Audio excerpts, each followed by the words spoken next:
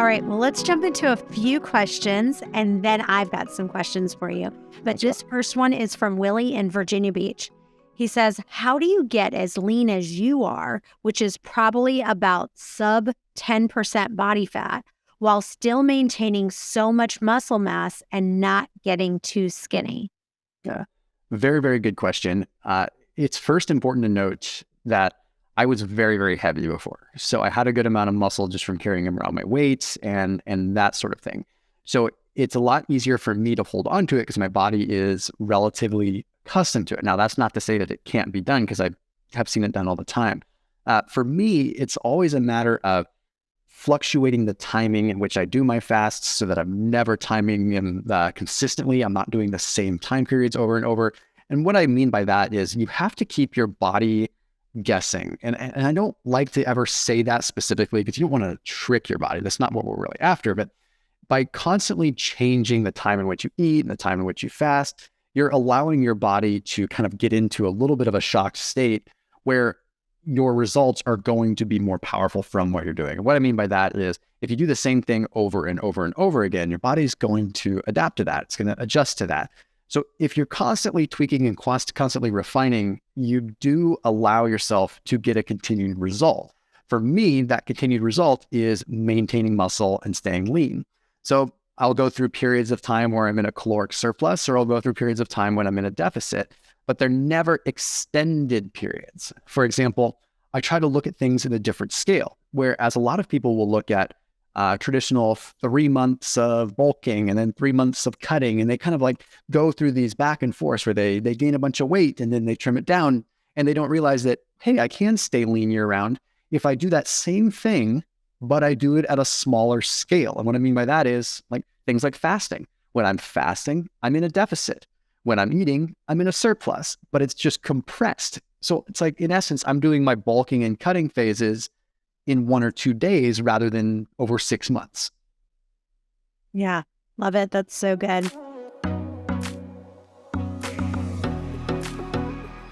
Let's talk about if people are in a rut, because I do get some emails all the time that are like, I've lost a bunch of weight and now I'm in a little bit of a rut. What are some things that they can do to kind of give them a jolt of like extreme weight loss where they can kind of feel like, okay, I need like that little boost right now to get me on the right track? Yeah, I get those emails too. I'm sure somebody listening is like, yeah, what's the answer here? Well, the first thing is to revisit the fundamentals of health and make sure those are rock solid. And that's going to be sleep. Your body burns most of its fat burning hormones are activated, I should say, during delta stage 4 deep sleep. So you want to make sure you're getting good quality sleep. And I would quantify that as, 7 to 9 hours of quality sleep. Maybe you're using a sleep tracker to make sure you're getting enough REM sleep and deep sleep. I use the Oura Ring. So it's not just the total amount of sleep you're getting, but the quality. It's that deep delta sleep where you're activating a lot of your fat burning hormones. The brain is detoxifying. So make sure you're getting quality sleep. If you hit a plateau, you're in a rut, look at your sleep. And if it's not optimal, work on your sleep. Number 2, which is another fundamental of health, is your stress. How are your stress levels? Is your job just creating so much stress in your life? Relationships, finances, find ways to filter that stress into positive energy. It's easier said than done, but we want to make sure we're mastering that stress. Once you got that down pat, then we want to focus on movement. Not necessarily exercise. Exercise is great, but movement. So maybe you make it a goal to get 10,000 steps every single day. And even the best thing to do after eating a meal is actually to go for a walk. It's going to help you with fat loss. It's going to help with that postprandial glucose. So maybe adopt the habit of a 10 to 15 minute walk after your meals and aim to get 10,000 steps per day. Now, let's say you're doing all that and you're still in a rut. The next thing to do is to mix it up. Just like a great personal trainer that you hire is always going to change up the workout for you. What would happen if he gave you the same workout routine every single week? You would begin to plateau and you would be in a rut. So a smart personal trainer knows, I want to keep the body guessing. I want to keep the body adapting. This week, we're going to do high rep and low weight. Next week, we're going to do low rep and high weight. We're going to change the workouts. We're going to hit different angles. So it's the same thing with your fasting schedule. I'm not a big fan of having the same schedule every single day. I like to mix things up. So if you're doing 16-8 every single day of a fast, maybe you want to throw in a 24-hour fast once per week, or maybe you want to change that to 18-6 instead of a 16-8. Or maybe you're doing too much fasting and you want to have a couple of days where you're not fasting. So that's a perfect example right there. Mix it up and change it up. And if you're doing keto, it might be a time to start flexing out or just change your foods that you're eating. Every time you change, the body has to adapt. This is called hormesis, and it creates a positive stress because good cells get stronger when you force a stress and bad cells don't adapt. So it's like survival of the fittest. So that would be my recommendation for those in a rut, and focus on health, not necessarily weight loss. The body needs to get healthy to lose the weight, not necessarily lose weight to get healthy.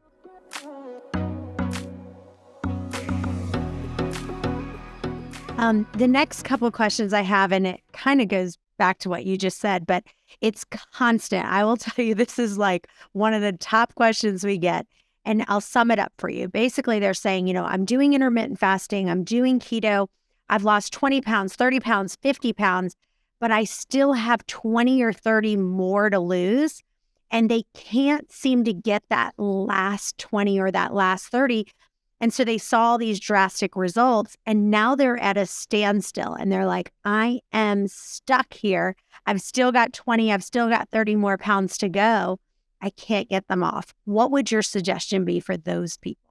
Yeah, that is such a frustrating thing. And the last 15, 20 pounds for me was just terrible. It was so difficult. And it took me so much different trial and error until I finally realized that what was happening was I was just like everybody talks about. I was getting to this point where my metabolic rate had just adjusted to what I was eating. And it happens with fasting too, is, okay, maybe we're doing intermittent fasting, but in our eating window, perhaps we're only eating 1,500 calories. Well, thermodynamics would tell us that we have to continually decrease our calories if we want to end up losing weight. And once our body adjusts to that, well, your body's just adjusted to intermittent fasting, and that's just your lifestyle, but maybe it's not going to change your body composition anymore, which can be so frustrating because you're like, well, what else can I do? I've already eliminated breakfast and lunch. Now I'm just eating dinner. The logical thing for people to do is just eliminate another meal and start fasting longer, but that's not necessarily the route you want to go.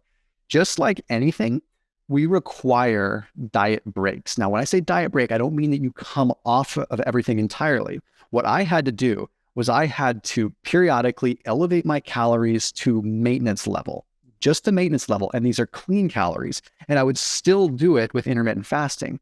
So yeah, I might bump up my calories 10, 15, 20% for 1 to 2 weeks, still fasting, but just increase my calories a little bit. And then by the time I come off of that, my body usually makes a change because it usually takes 1 to 2 weeks for your metabolism to sort of adjust again with any kind of diet break. The other piece that I really talk about a lot on my channel is it's very, very common for people that are doing fasting to also be doing keto. And within the keto realm, it's so easy to want to just eat more fats when in reality, fats are providing us with the energy source. We want our body to be able to pull the energy source from our adipose tissue, from our fat tissue. So what I typically recommend is periodically dropping the fat intake very low for 1 or 2 days. And then you're really just having protein on your keto days, which seems very aggressive. And it kind of is, but you're not having to do it frequently. You see, there's a lot of diets out there like the protein sparing modified fast, which actually I ironically put a video out today on, which is a medical weight loss method where you go very low calorie, very high protein, very low fat.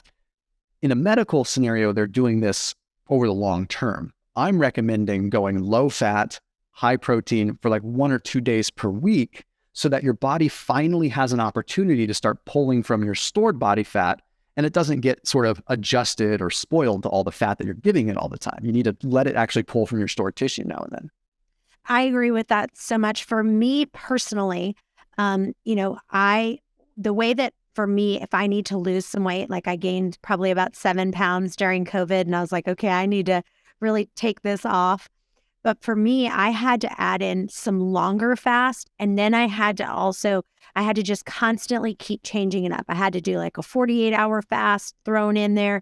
Then I had to make it where at one of my days I was doing it because normally I eat in a 4 to 6 hour window.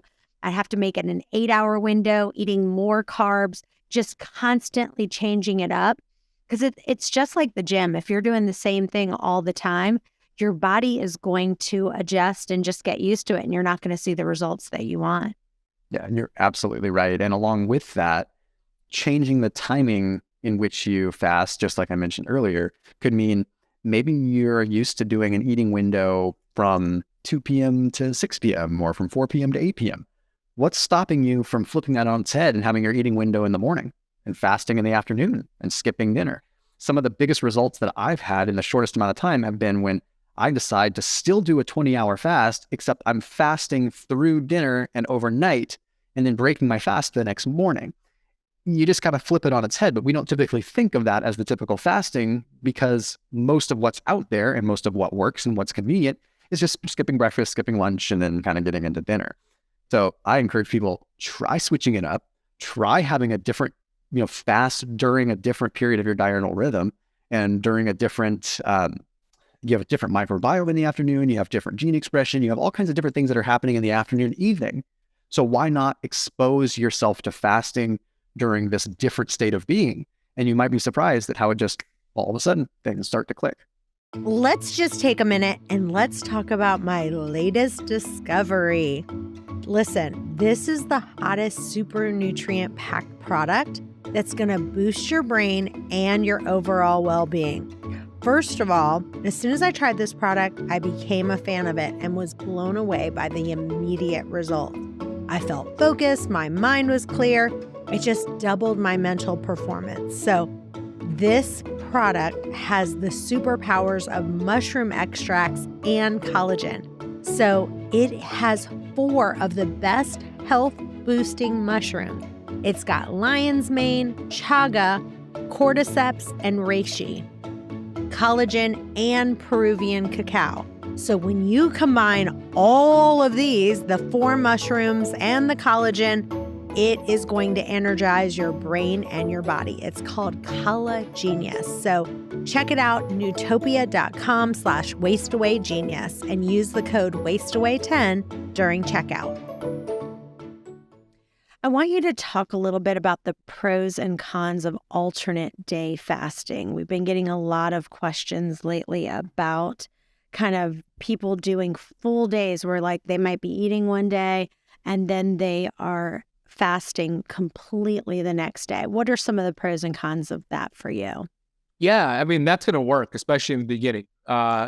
If you eat your regular diet, you made no nutritional changes, but you did like what Chantel just said, one day of regular eating, maybe 3 to 5 meals a day of a standard American diet, and then one day of a fast, you'll get benefits from that, no doubt. Now, the cons of that is somebody's not changing what they're actually eating during their eating window. Ideally, we want to pair fasting with a healthy eating schedule as well. Another con could be, it could be too excessive, especially if you're not timing it to your cycle, especially if you have a lot of stress. We don't want to practice too much fasting if we're not getting quality sleep and if we're stressed out, because fasting, like I mentioned, is already a stress to the body. But if you have too much stress and you're adding more stress, it'll make your stress bucket overflow. The perfect analogy is a great analogy from my mentor, Dr. Pampa.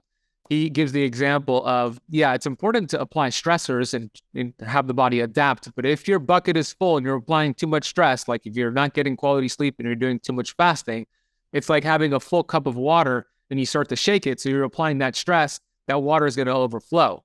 What we want to do is deplete that cup of water, deplete your stress bucket, and then you could start rattling it a little bit more with more aggressive fasting. So those are the pros and cons. I love that alternate day fasting, but how much stress do you have? And it's always important to mix things up. So maybe you do that for a month and then you change things up to a different schedule.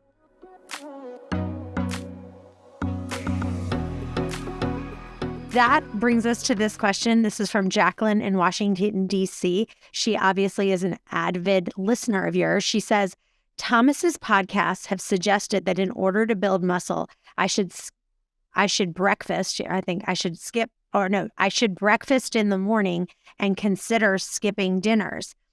Please advise on best morning meals. Most suggested are dinner type meals. Do egg whites count as a lean protein? Jacqueline from Washington, D.C.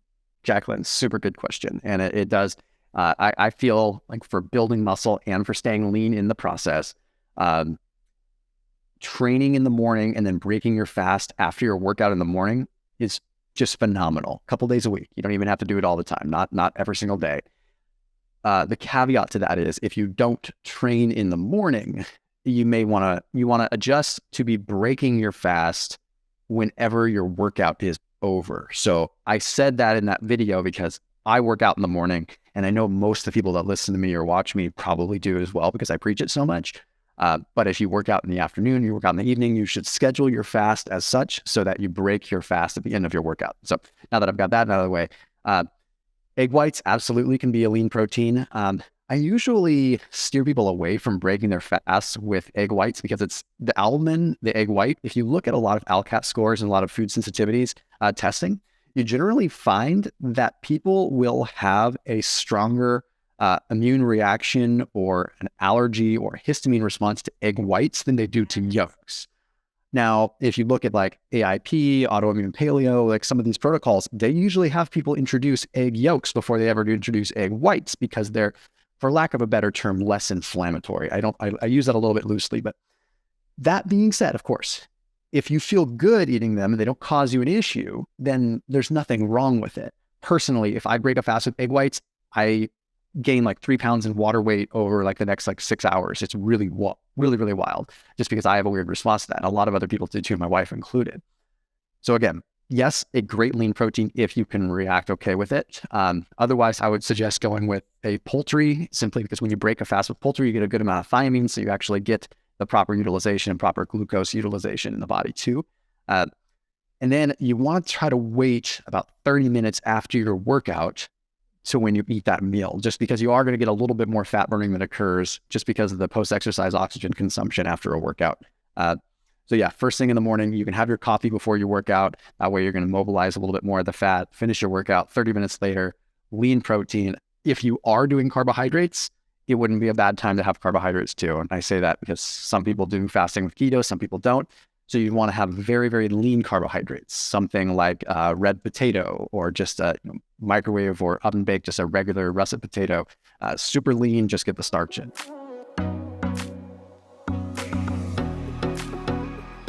So anything that I haven't asked you that you want listeners to know about ketosis or keto-ish or keto flex or anything we haven't already discussed?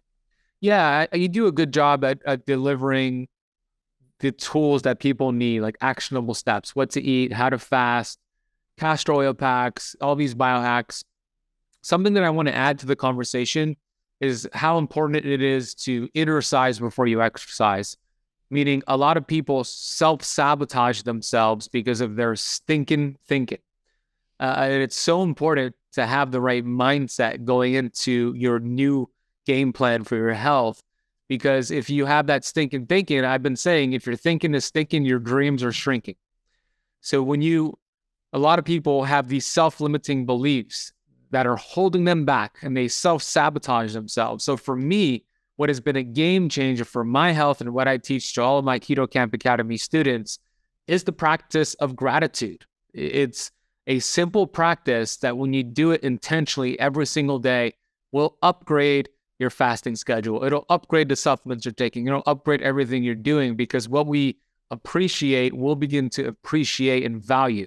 And there's a part of the brain called the reticular activation system, RAS.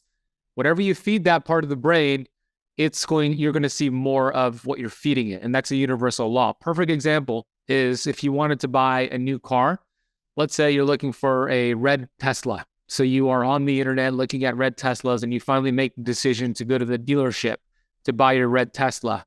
You purchase your beautiful red Tesla, you're driving it off the lot, you're driving home, and you notice a red Tesla passes by you and you think, oh, that's weird. I just bought one. There's one that just passed by me. You thought it was coincidence. And then you're driving home and you're at a stoplight and you see another red Tesla right beside you. You think, that's weird. That's 2 red Teslas in 30 minutes. And ever since you bought the car, weeks after, you're seeing red Teslas everywhere. Now, did everybody buy red Teslas because you bought the red Tesla? Or are you now more aware that these red Teslas are all around you? Of course, it's the latter. You're more aware of it. You've filtered out and activated that reactive reticular activation system. How do you relate this to your results? Well, when you feed yourself gratitude and do affirmations and say, I'm healthy and I appreciate my beautiful body, I appreciate the healing that's occurring, you're feeding that reticular activation system. So when you see an obstacle, the obstacle turns into an opportunity because you're making that switch. So I highly recommend you become aware of the thoughts you're thinking, develop a gratitude practice, surround yourself with winners, surround yourself with people who also want to be healthy because your environment is important. And as you do this, you get better and your health starts to improve. But if you don't do it, it's going to be very difficult to get the results that you desire. So that would be my final thing that I would add to the conversation. Exercise every single day, and you take care of the inside, and the outside takes care of itself automatically.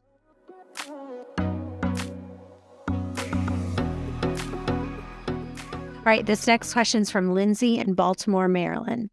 I'm getting frustrated because I feel like I hear different people talking about different opinions of what to drink when fasting. One guy says, have a splash of lemon in your water. It's no big deal, they say. Another person says, Diet Coke is fine. There's no calories. Another one says it is a big deal.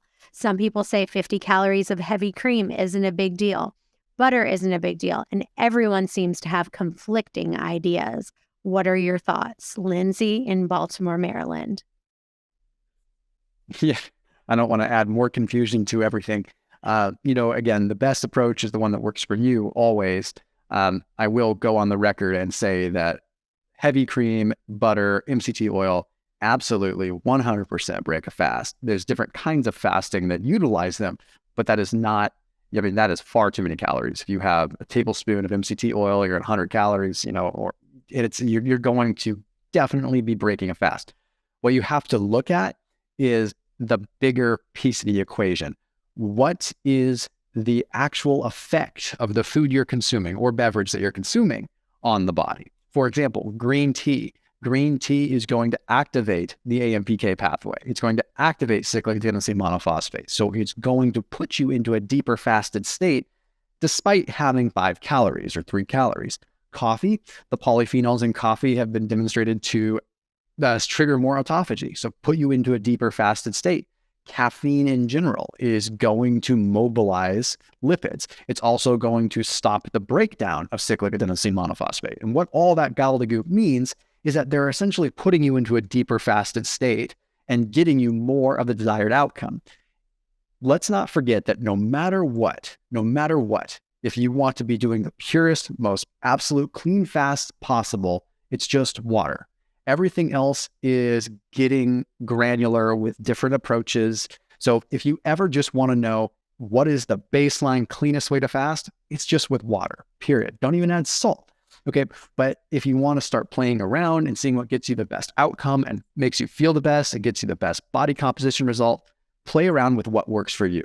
But having the dairy, having that stuff during a fast, that's just a lot of calories. That's just going to be basically doing keto. You're kicking yourself out of a fasted state. I would say the top line amount of calories you should consume during a fast is going to be 10. 10 calories is a good number that I stick to. Awesome. Love it. Okay, this is from Oksana. Is there any better way to drink ACV? I can't stand it even when you add lemon juice and etc. Can ACV mess up your thyroid functions over a long period of time? I don't think that ACV is going to mess up your thyroid functions because the main benefit from ACV is just the acetic acid, which is just the vinegar. And I guess, a lot of people that watch me would probably hate me for saying this, but acetic acid you're going to get from any vinegar, really. Apple cider vinegar has a few more polyphenols in it just because of the nature of how it's fermented. So by far, it's the best vinegar that's out there, but you can get a lot of the same metabolic effects by, quite frankly, having white vinegar, which doesn't sound that exciting, but if it's a little bit easier for you to get down and have a little bit of white vinegar with some water and a little bit of squirt of lemon, you're still going to get a lot of the acetic acid benefit. You see, the acetic acid is going to get converted into, it goes into a process where it gets converted into acetoacetate. And when that process happens at the cellular level, it again is putting you into a deeper fasted state. I did a specific video all on this. So it's not going to affect your thyroid because it's not really doing much there at all, but it helps activate the pathways that get you deeper into a fasted state.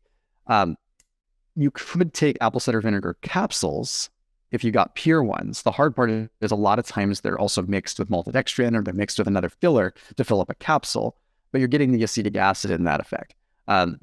Remember, you can dilute it as much as you want too. You don't have to take a potent shot of it. If you want to mix it with 12 ounces of water, a little splash of lemon, and a little bit of stevia, you're just as good as if you were to take a straight shot of it. The only benefit that comes from having a straight shot of it is sort of the gustatory response that comes from having something pungent and powerful tasting like that, which has a neurological effect of sort of waking you up. So a lot of people that are looking to get off of coffee will have a shot of ACV because it'll wake you up. There's no way around it.